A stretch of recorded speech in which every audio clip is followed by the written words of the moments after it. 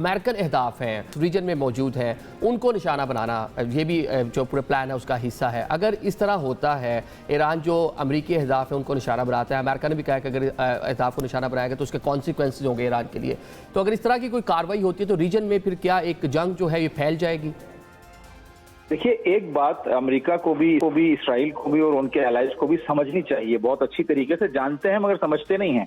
देखिए, ईरान के अंदर चाहे मिलिट्री लीडरशिप हो, उनकी मिलिट्री इंस्टॉलेशन हो या उनके मिलिट्री इक्विपमेंट्स हो, उनकी एक लेयर जमीन के ऊपर होती है, कई लेयर्स उनकी जमीन के नीचे होती हैं। मेरे दिफाई जो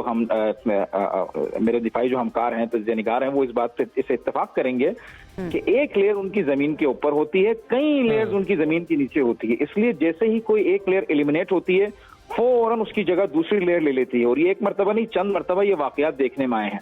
अगर वो ये समझते हैं कि किसी एक लेयर को एलिमिनेट करने के बाद वो ईरान में अपने पंजे गाड़ लेंगे या कोई खातिर खा तब्दीली पैदा कर देंगे, तो ये उनकी गलत सोच है।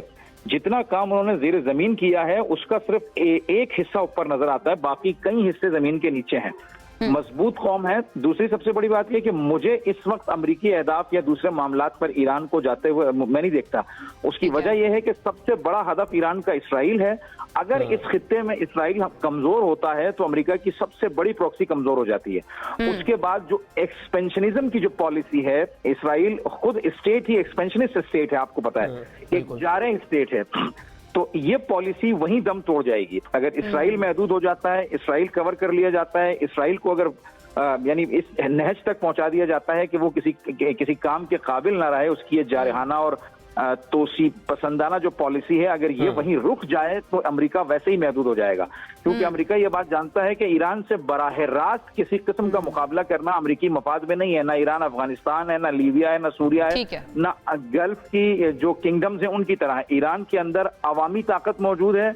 ईरान खुद एक मुकम्मल कौम है जिनकी 10,000 5,000 साल पुरानी तारीख है और जंगों बड़ी मजबूत कौम है।